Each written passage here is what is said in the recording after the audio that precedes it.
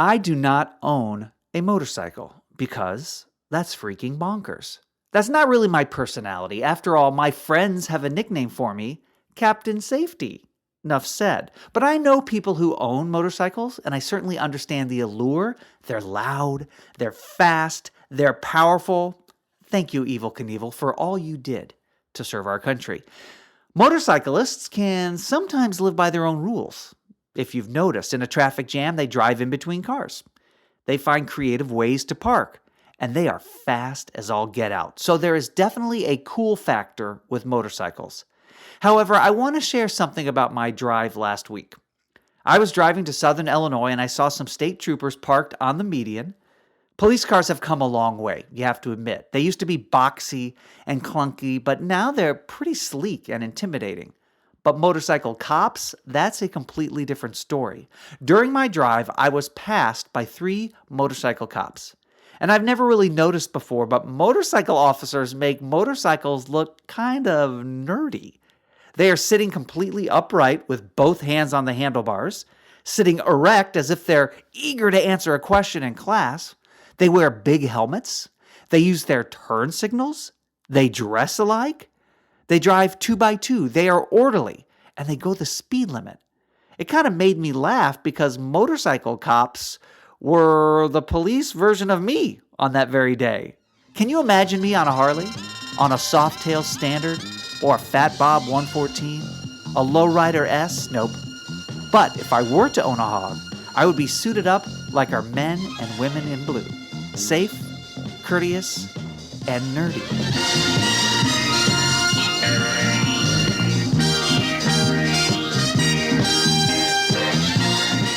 That was the theme to Chips, by the way, a late 1970s television show about the California Highway Patrol. The show was cool, just like the thought of me on a motorcycle. Pause for laughter and begin the show. Hello and welcome to another episode of Podfulness.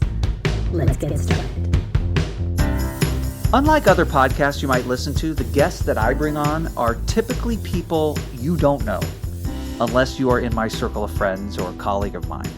And it seems like more and more celebrities have podcasts or they're starting podcasts, but I want to be able to interview people who are just like you and me, people who are not in front of the camera, people who don't live in New York City or Southern California, people who have similar struggles and responsibilities. And my hope is that you'll listen to these interviews and you'll meet new people, and maybe you'll learn a little something about yourself. Maybe you'll have a smile. Maybe something sparks into you that you didn't know was there. Or maybe you're just listening to hear the game at the end of the episode, because I know that is a favorite in my family. So Kate Galindo is someone you're going to meet for the first time, but you're going to enjoy the conversation because she is an open book. Kate was born in a small town northeast of Green Bay called Sturgeon Bay. It's in Door County, which is a tourist attraction for Chicago folks to come in the summer. She was raised in Sturgeon Bay, and after graduating from high school, she moved away for warmer climates and more diverse environments. So now she lives in Orlando. She loves dancing and exercise and watching the sunrise and the sunset and meeting new people. She is a human being, and she feels most connected to the world when she's with other human beings, which is kind of great. So I loved having a conversation with her. She is coming your way right now. We can count down because she'll be with you in 5, 4, 3, 2, 1. Let's get to it. Kate, when I was growing up, actually for 4 decades, I always thought Door County, Wisconsin, was a place known for its doors. But it's not. It's just the name of the county, right?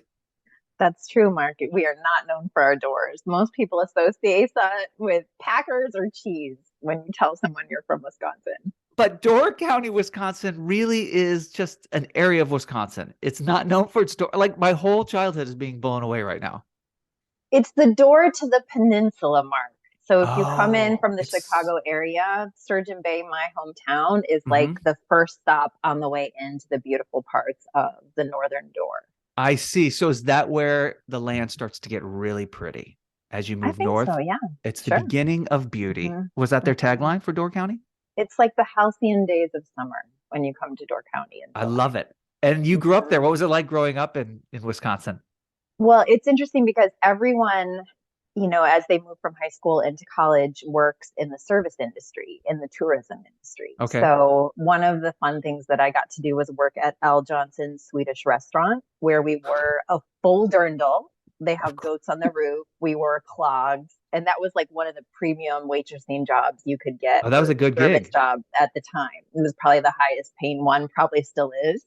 And it's one of those like landmark places that everybody goes to when they go to Sister Bay.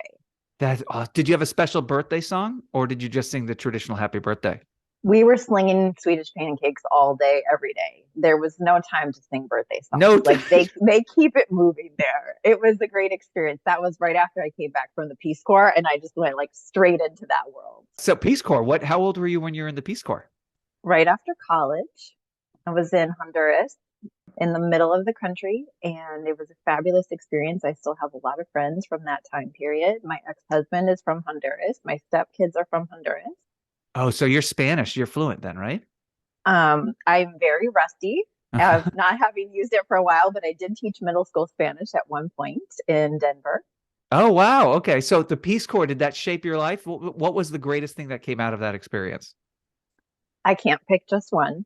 Okay. But I know when we talked earlier, I talked a lot about how important I think it is that everyone knows a second language because a hmm second language is the door to a second culture and so many different ways of thinking and multiple perspectives and all those things.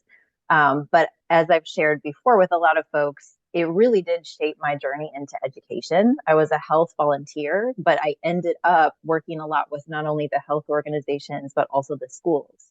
Mm. And it was just like a huge aha of like, oh, these are the movers and the shakers of the community. Like these are my people. hmm And then I was sort of debating becoming a guidance counselor or what I wanted to do next. And that was where it really like kind of solidified that I need to work with these kind of people.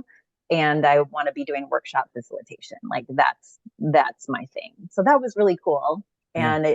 And then I was offered a job as a bilingual interpreter in my little small town um, in my district where I grew up. So my first professional experience was in my elementary school with many of the teachers that taught Oh, so me weird. That's right always there. It weird. was very interesting. hmm So yeah, it did. It definitely the whole trajectory of my life kind of took a curve after that in a really positive way. And now you're down in Florida, right? You're in I'm Orlando. down in Florida, right here in Orlando. Took a walk right before this. We are fully in. You can't really be outside kind of season because it's so hot, Oh, but yeah. that's Right. what it is. We embrace it. We So love it. I have a lot of family here. do you think that this is your last stop? Are you putting roots down there in Florida, or do you think I might try something else here? You've got a little Honduras in you still, maybe? I'm not really a last stop kind of girl, Mark. Okay. Like I look at things as chapters. This is a beautiful chapter. Nice. My son has gotten to know his grandparents really well. My cousins live here. My aunt is here. Like this is a whole family hub. And I've had just a lot of beautiful experiences with a lot of beautiful people. But I never moved here thinking like, oh, I'm going to live in Florida. Like I guess mentality wise, I never really think wherever I'm going next is it for me. I kind of just want to keep flowing with the next opportunity or the next thing that feels right. Well, where does that come from? I mean, have you always been like that as a child? That's an interesting question. So my that's interesting. I was exposed to different cultures and different languages through my mom. My mom was actually a Spanish teacher in our really small hometown, and so she had lots of friends from Spain that would come visit us. We grew up really close to a Guatemalan family who was the other Spanish teacher in my little small hometown. So we, had a lot of that around us hmm for a pretty non-diverse area. So I think there was a little bit of that, like, oh, there's a lot more out there than we can see right here. So a little bit of that adventure vibe, maybe. Yeah. Your son is how old?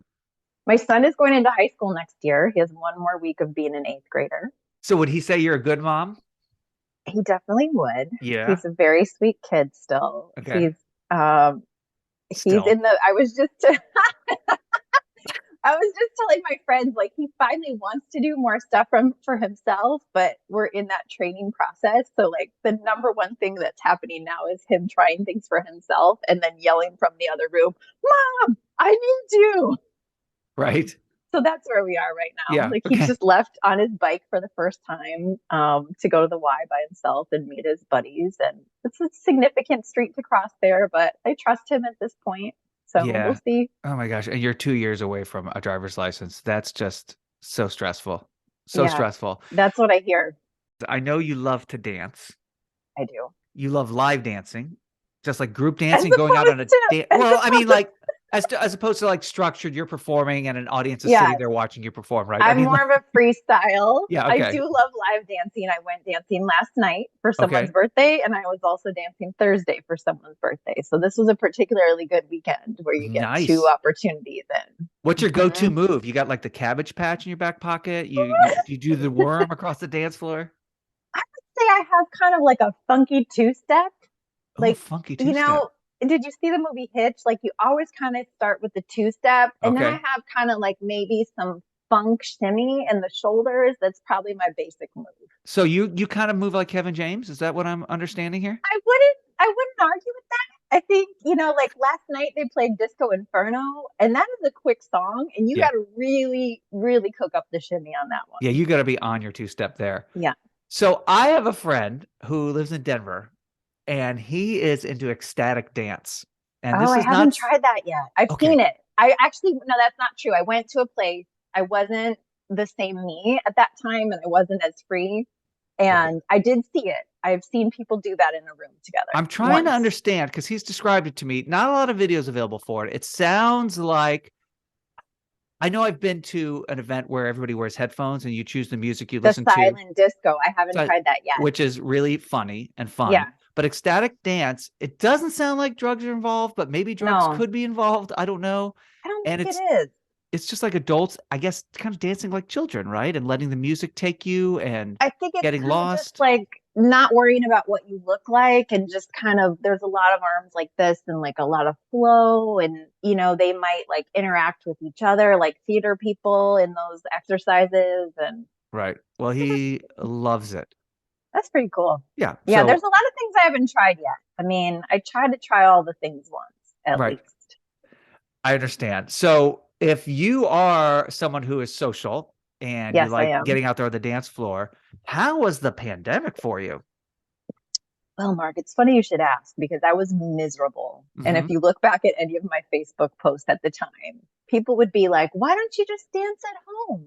And I just would like look at them through the computer with like searing rage. Like the extroverts struggled a lot in COVID Yeah, times, right. right? But like, I, I can't really put into words what it was like not being able to go out dancing and get that community experience of going with your friends, finding that flow, meeting people along the way. It's just such an amazing feeling. And you do not get that dancing at home. I mean, it's fun to put on music you like, but it's Yeah. not the experience of what dancing is to me. To me, dancing is community. It's Hmm. this whole like spontaneous interaction. It brings out this whole other side of me. I tend to be a planner. I tend to be very like not rigid, but let's just say like maybe a little intense in some areas. And I like things, I like completion. I like to get things done. But when I'm dancing, it kind of just puts me in this whole alter space where you're just so present. Yeah. And it just brings out a whole different side of me. And I love watching other people dance. I love watching other people enjoy dancing. Like, even if I couldn't dance, Mark, I would want to be on the sidelines watching people dance. Yeah. Well, you have to be vulnerable. You have to let yourself go. And I used to be a Mm. lot better at that. And now when I dance, no one cares what I'm doing on the dance floor, but I'm still very cognizant of not looking dumb, but just like, what am I doing? This is silly. How do I get past that? I'm seeking therapy from you. You seem to be able to go out there and you're not guarded, right? You're like, I'm just going to dance and do my thing. There are times where it's a little trickier. I kind of trained myself when the music started coming back. I trained myself to go dancing alone again at a place that's really nearby, that's very safe, and just like a place you could easily just show up. And it's harder to do that. It's harder to just show up and put yourself out there, but that might be a good practice. Like go with no guardrails and just insert yourself on the dance floor. And I promise you will probably have 5 new friends by the end of the night. Okay. Okay. Like people like are that just idea. looking to connect. I kind of feel like after COVID, it's even more so. Like you show up and people just want to give you a big hug once they know you. You know, it's just like, I just feel like it's like the way people really want to be all the time. And we allow that kind of community and hugging and, you know, just people being so happy to see you. And they're kind of, it's that childlike joy you were talking about. It's like, we don't really care what somebody thinks because it feels good. Mm-hmm. Yeah. With your job, with what you do for a living, and with how you've lived your life, you are very much into DEIB, right? Mm-hmm. Now, for those listening, describe what that is. And then can you tell me why people are so afraid of it? So the acronym stands for diversity, equity, inclusion, and belonging. Some use only the first 3. A lot of people are really discussing the belonging part. And I think that's a really, really important part because belonging means bringing the whole you and the authentic you and adding something to the mix rather than fitting in with something that already exists. That's a pretty loaded question for the times we're living in right now. Yeah, I know. I know. I feel and I like didn't mean it to be. No. I think that my experience was there was a lot of ignorance and a lot of lack of diversity where I grew up. And I felt like in my heart, I felt like, oh, if people had the chance to experience other people different than them, if people had the chance to experience all these different things, they would probably feel differently. And that may have been a naive belief. But I think like with the Peace Corps, a lot of that really is true. It's being in a side-by-side experience where you can actually realize how similar and how different people are and just sort of celebrate and embrace all of that and see how your way of living is not the right way just because it's the way that you know. It's one way. So in my idealistic heart, I just feel like if people let other people in more, they might shift some of their preconceptions or their biases or some of what they were fed in any way, shape, or form. And that's what I hope is true. And that's, you know, what attracts me to a lot of the conversations I'm in and a lot of the dialogue and spaces that I participate in. Yeah. Well, I like hearing about other people's lives personally. And that's something you like to do. You like hearing about people's lives and what's going on there. And that's why the podcast that we're going to talk about is right in tune with who you are, right? It's death, sex, and money. And the tagline is so great because it's conversations about the things we think about a lot and we need to talk about more. So that to me is a really cool concept. So death, sex, and money. Let me ask you, of those 3 subjects, which do you think about the most? Well, I actually want to add something to this before I answer this, because I feel like she chose that as the catchy title, but I just recently read her book and it actually has 5 sections. So it follows death, sex, and money with family and identity. And she kind of talks about, you know, it was interesting because as I was reading each of those chapters, I'm not necessarily someone who reads a book straight through. I tend to go to my highest interest thing first. And of those 5, I chose identity to start with. Oh, okay. I gotcha. Now before we talk about that, when you say she, we're talking about Anna Sale. Yes, we are. The author of the book. What can you tell our listeners about who Anna Sale is? Of course, like, where is my book? I think her book is called We Need to Talk About Hard Things. Okay. Or Let's Talk About Hard Things. I have 2 pages of notes and my book is completely tabbed up. And then I had that moment where I just like froze and forgot the title of her book. I think it's Let's Talk About Hard Things. Yeah, that's what it's called. Really great YouTube videos out there about her book that I love so much, where she kind of like lays out a framework for, yeah, we agree it benefits everyone if we can learn to talk about some of these topics that are more taboo in our society for whatever reason. It benefits everyone, but it doesn't mean it's easy. Like, what are some of the things we can do to try to enter into those harder conversations? And I feel like having those hard conversations is something I'm really working on. So that's part of what appeals to me so much about her style and the way she listens and the way she asks those following probing questions and really gets people to open up. And I'm also super attracted to, it's not a podcast where it's just about one thing. It's like a podcast that shows the breadth of humanity and all different people's experiences. And there's just so much learning and just like listening.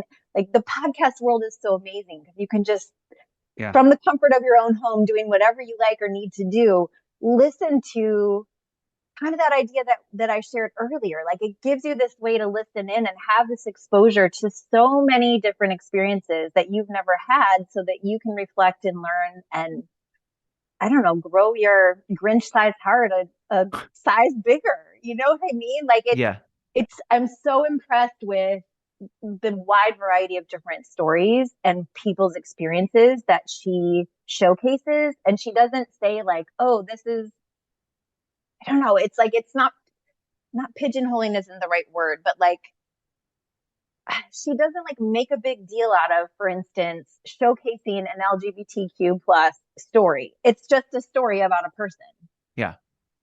The episodes that I've listened to, she's not in your face. She gets people to answer questions and she asks thought-provoking questions, but it's not like, she's not like a gotcha journalism, right? She's just going to be asking questions. She's so gentle. Yeah. She's really easy to listen to. So you're talking about identity. Has she done episodes about identity then? A lot of them? Yeah. I mean, all 5 of those categories. And kind of back to your initial question, the death part as my parents are getting older was I've held that one towards the end, and it gets a little bit more delicate when your family and your parents are going through different health scares. And I think until you have a lot of close people to you go through that experience, you don't really think about it much. And then it starts to get closer and closer. And it's like, oh man, this is like, you have those experiences where you're like, oh, someone else was going through that. And I had no idea what they were going through. It just wasn't part of my lived experience yet. Yeah, that's the one I feel like people think about a lot and don't talk about.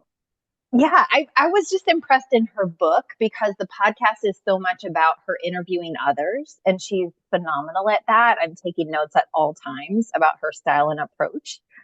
And that is her background. But she opens up and talks about her own life with some personal examples in her book as well. And I was really impressed with the vulnerability of that in these different areas. So what were some of your favorite episodes, or is it more of topics that you are led to? Yeah, I think it's more topics. The recent series is all about mental health. And that one's like I've been listening. It's a little heavier. I know that's a topic we've talked about before that I feel like, there've been a lot of really hard things happening in the world, but there've also been some really positive shifts. And I feel like we're starting to figure out how to talk about mental health. There have been some keystone moments that have kind of pushed that conversation forward. And thinking about my son and the world he's growing up in and how different that is than when we were growing up, this ability to just listen in and know that, the things you might be born with or experience are not like marks against you. They're, areas where you need support. And I think that bringing a voice to all these different experiences people have and have always had, whether you hear it through a podcast or not, it makes you feel less alone. It makes you realize, like that Brene Brown book, I thought it was just me. It's never just you.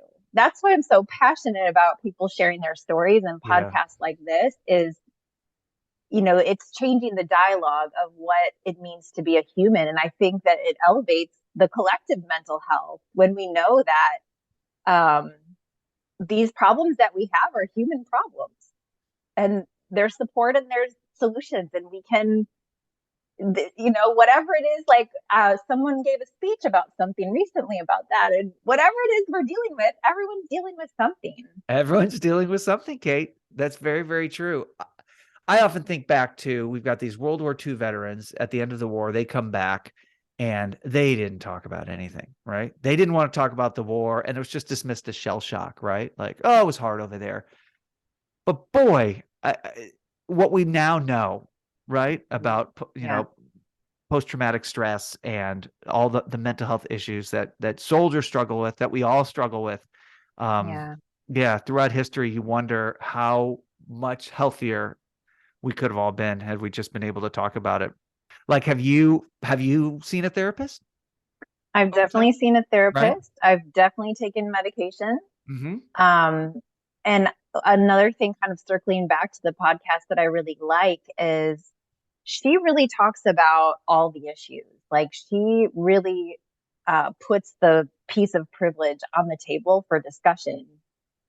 Even in all of these types of things, like what type of care is available, access to different types of care, all of the different factors that contribute to whether someone um, can access all the solutions that are out there. And I mean, I know when I went through some different things with my son, I learned that there's a test that you can do if you have enough money to pay for it, where Mm-hmm. you can find out which medications might be the best fit for the different brain chemistry things that are going on. I And didn't I know was that just like, existed.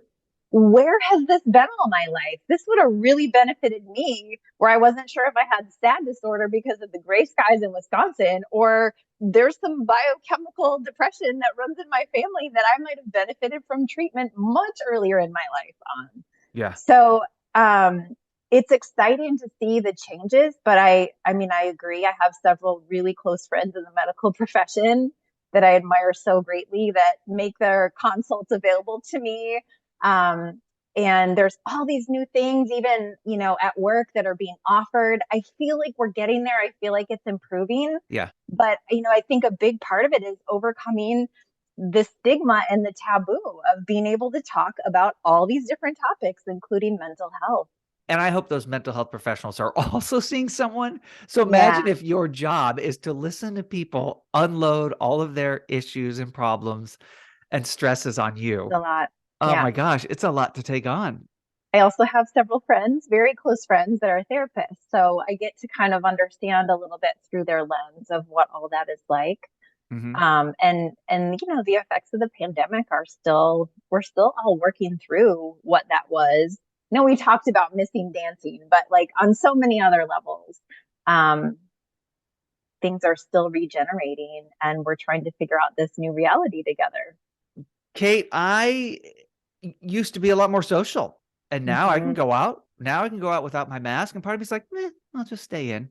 And Mm-hmm. I think I miss it. Like when I do go out with friends and hang out, it's really, it lifts you up, right? It gives you Yeah. this energy, but it's the getting there. It's like going to the gym. Going out with friends now is like going to the gym.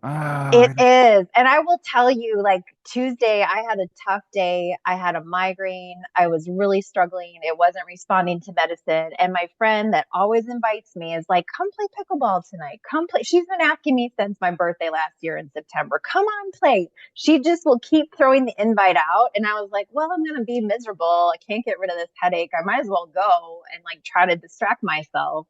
But I really think there's something to, I didn't know anyone there except her. And uh-huh. I think it's the same with dancing. It's like you throw yourself into something you've never done before. And I was just absolutely floored with how kind people were. Everyone was like, good job. And, just like strangers on the pickleball court, just Uh-huh. sharing so much warmth and encouragement with me. And I think it's that same thing as the community of dancing. It's just like, and the same thing that I felt when traveling or living abroad, which I have multiple times. It's throwing yourself into the unknown and finding out that you will be caught by the warmth of humanity. And that's not the same experience for everyone. Mm-hmm. And it's not all perfect, but like, wow, look at how human beings show up for each other, even when we have no prior connection. That really is what keeps me going, I think. Is Yeah. it really lifts my spirit to see that even in dark times, that quote about like, you haven't met half the people that are going to love you or something like that. Like, life isn't over at this midlife age that we're in. It's just beginning. And I love having older friends and seeing those like 70 plus folks on the dance floor at one of the places I go to Yeah. who are not slowing down. they're just completely embracing the new chapter. And I find that very inspiring. And you get a lot of that same feeling from this podcast, right? Like death, sex, and money. You A walk lot of away that feeling same inspired, right? Yeah, I feel like I learned something. I feel like I've become more compassionate at an experience that maybe I hadn't heard about yet or I hadn't thought about from that angle. Um, it makes me want to have braver conversations in real life. Yeah. And I think I still have a lot to learn about entering into hard conversations and knowing how to navigate them. And it's definitely something I'm still working on. Yeah. So this podcast, it's obviously it's available everywhere you get your podcasts. Is it your favorite of all the ones you listen to? It's definitely in my top 5 for all of the reasons that we talked about. But I think like there's a group that all falls into that. People sharing their stories, talking about all the different aspects of real life and, just showing up really authentically. Yeah. Well, I know that this podcast is in your top 5 as well. And I know you've been looking very forward to being on the show because you wanted to play a game that was built specifically for you, didn't you? I am a little bit competitive, so I had to really talk to myself about I do not have to win this game. I can lose all the points and it can still be fun. Yeah. But yes, I do, Mark. Yes, I do. Well, we will see how well you do. After this break, we're going to come back and play a special game with Kate. Podfulness. This episode of Podfulness is brought to you by Dated References. All the latest news, the latest sports, and the latest music.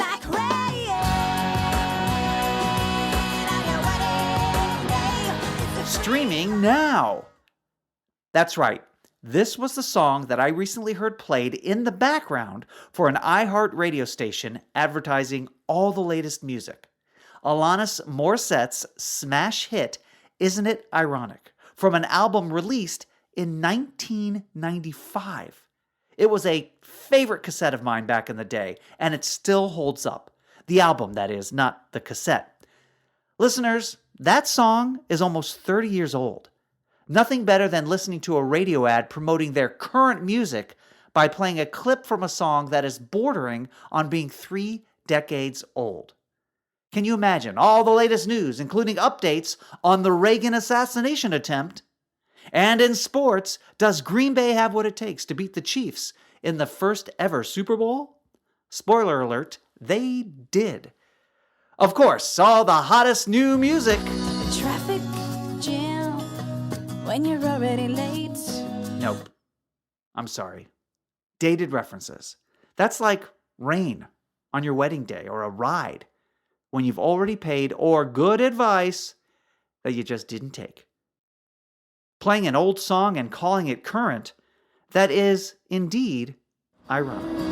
It's a funny, funny way of helping you out, helping you out. And now, back to the show. Kate, you gravitate towards podcasts that involve real people telling the truth about their lives, which I like, which I appreciate. And so when people are raw and they're vulnerable, when their people are able to be honest without fear of judgment, that makes for interesting conversation, right? I agree. I'll have to agree with you there. And you are competitive. You are a game player. You just said so a few minutes ago. So I'm assuming you're good at trivia. Is this true? Music, pop culture? Mostly. I'm going to just tentatively agree with you, and we'll see what happens. Okay. Well, I think you'll be able to play this game that I've concocted. It is called Two Truths and a Lie, Kate Edition. Ooh. Podfulness. So I'm going to give you 2 truths and a lie about famous people named Kate. Oh. And you have to pick out the lie. Okay.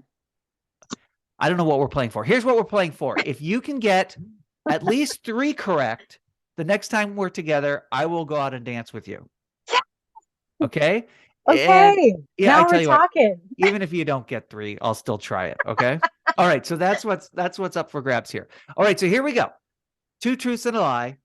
Kate Middleton. Do you know who Kate Middleton is? I do. Yes. She's the Duchess of whatever over there in England. Okay. She is allergic to horses. She played tuba in her middle school band. Her nickname in school was Squeak. Which answer is the lie? Is Kate Middleton allergic I'm to trying horses? to picture if I've ever seen her ride a horse. Exactly. Have you ever seen her play a tuba? Because she did so in middle school. Or have you ever heard someone call her Squeak? I'm gonna go with tuba. Tuba. Tuba's You the think lie. that? You think that's the Tuba's lie? the lie. Okay. We're going to go with tuba as the lie. Okay. Kate Winslet. Her first acting job was for a Sugar Puffs commercial. That's a cereal. She has a bad habit of picking at her feet. She has an identical twin sister who teaches kindergarten in the UK. Which is the lie about Kate Winslet? I'm gonna go with the first one. The first one, that her first acting job was in a cereal commercial? That's probably not right though, but I can't picture if she has a twin sister. That's fine. Kate Hudson. Okay. Movie actress, right? Yep. She turned down the role of Mary Jane in Spider-Man. Mm-hmm. She's passionate about her charity, Active Girls, Active World. Her biggest body insecurity is the size of her ears. Which is the lie about Kate Hudson? The first one about Spider-Man. You think she turned down the role for Spider-Man, okay? I think that's the lie. That's the lie. This How is about a Kate? really hard game, by the way. It's I hard. love these. They're all fabulous people named Kate, but we're just really working hard here. That's right. Okay, so here we go. Our fourth Kate is Kate McKinnon, comedian from Amazing. Saturday Night Live, right? They're all amazing so far. Amazing. Okay. In their own way. That's right. She played a character on Saturday Night Live, Barbara DeDrew, who works at a cat adoption center. Yep. She played a character on SNL, Cece Queenafee, a former billiards champion turned high school bus driver. She played a character on SNL, Debette Goldry, an expert on gender relations in the film industry. Which is the lie? This is really hard. The second one? The second one you think is the lie? So you think that she was not a former billiards champion turned high school bus driver, correct? Oh, I can really see her doing each of I'm not these trying to things. talk you out of it. We'll go with that. We'll go with that. These are just impossibly hard. Okay. Kate Moss. Uh-huh. She's a model. Yeah. She dated Michelle, Tina Turner's daughter, for 6 weeks. When she got married, she had 16 bridesmaids. Or is this the lie? She's a DJ. What was the first one more time? She dated Michelle, Tina Turner's daughter, for a brief period of time. I never heard about that. Is the weird thing. 16 bridesmaids is a lot of bridesmaids. And I already 16 forgot bridesmaids. the third one. What was the third one? She's a DJ. I'm going to go with A of the lie. A is number the one. lie. She did not date Tina Turner's daughter. We will find out. And then finally, here's the last question. Kate, no last name. One of my favorite Ben Folds 5 songs. Have you ever heard the song Kate? I know that song. My cousin sent it to me once. I want to be Kate.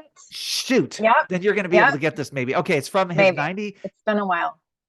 It's from their 1997 album, Whatever Never Amen. Amazing album. Okay. So yes, I want to be Kate. 2 lies and a truth about Kate from that song. When she smiles, it's a rainbow. You can see daisies in her footsteps. That one's true for sure. She's a unicorn in a sundress. Damn, it's between A and C. Oop, I didn't mean to start. Give me A and C one more time. When she smiles, it's a rainbow. Yeah. Or she's a unicorn in a sundress. Which is the lie? C is the lie. C is the lie. Did I get that one right? I'm not going to tell you yet. We're going to go back to the beginning. All right. So, Kate, let's see how well you did on Kate trivia here. Any points at all. Any points at all. 2 truths and a lie, Kate edition. Kate Middleton, the Duchess, you said that the lie was that she played tuba in middle school. That is indeed a lie. I made that one up. Yeah. I would love to see her try, though. I think that's at least one dance I've already won. Okay, continue. I don't know if every correct answer equals a dance. It might, though. Okay. Kate Winslet, you said that the lie was her first acting job was for a Sugar Puff cereal commercial. That is the truth. She does not have an identical twin sister. Damn it. I knew that was, that was a stretch. I went for it. Okay. I know. Okay. Kate Hudson, movie actress. You said the lie was that she turned down Mary Jane in Spider-Man. That's a truth. The lie is that she has a charity, Active Girls, Active World. It didn't really sound like her. I bet she does have a charity, but it might not be that one. Yeah, Okay. I just made that up. She has Okay, a side so biz. Okay. you're I'm not doing going so well downhill now. Yeah, from let's see here. if we can shift that. Yeah, Kate McKinnon, you said that the lie character was the one that she was a former billiards champion turned high school bus driver. That is indeed a lie. I made that one up. Although I she could could pull it almost off. I know she could really. That would be a good suggestion if you want to write into the show and bring her back for one more episode. I know she retired, but she's so phenomenal. Yeah. And SNL loves when fans write in suggestions. That's probably their favorite thing to receive. Totally they would want to do that episode. Kate Moss, you said that the lie was that she dated Michelle, Tina Turner's daughter. Tina Turner does have a daughter named Michelle, but Kate never dated her. Yeah, so you got that one right. Is that 3 points for you? I think that's 3. I think that's a goal. It's 3. And let's see how you do on this final one. Let's see if I can exceed this metric, Mark. The Ben Folds 5 song, Kate. You said the lie was she's a unicorn in a sundress in the lyric. That's true. I made that one up. Yes, Kate. I want to be Kate. I have my cousin Jason to thank for that one. You did fantastic. Oh my God. My dreams have come true, Mark. Oh, okay. I cannot wait for that dance. Oh my God. Oh, it's going to be a nightmare for me. I'm going to be flop sweating. As soon as I enter the club, I'm going to be flop sweating. Well, Kate Galindo, it was so great to talk to you. This was fun for me. This is really fun. And thanks for introducing me to Death, Sex, and Money. It really is a good listen. I really enjoyed it. I'm glad you liked it, Mark. And thanks for being on Podfulness. My pleasure. I have to tell you, I don't really want to go dancing with Kate. It has nothing to do with her. It has to do with me. I mean, my robot is pretty weak. And how embarrassing would it be to go out there on the dance floor and that's your only move in 2023? Well, that wraps up another edition. I guess it's not an edition, it's an episode. Well, it could be an edition. Not addition with an A, but edition with an E. Boy, the English language is weird. That wraps up another show. We could just say it like that. My name is Mark Bernstein. Please reach out if you have a podcast that you love to listen to and you want to share it with the world. Come on my show. Why not? Reach out to me via my email at Podfulness on Instagram and Twitter. And please, if you're enjoying this, like it, share it, subscribe, do whatever it is you do with other podcasts you listen to. I appreciate it very much. And I think that's it. I got nothing else to say. I got to go on with my day. I'm kind of hungry. Probably make myself a sandwich, get some chips, maybe have some grapes. I do like grapes. Red grapes over the green grapes. I don't know what I'm talking about. Have I lost you completely?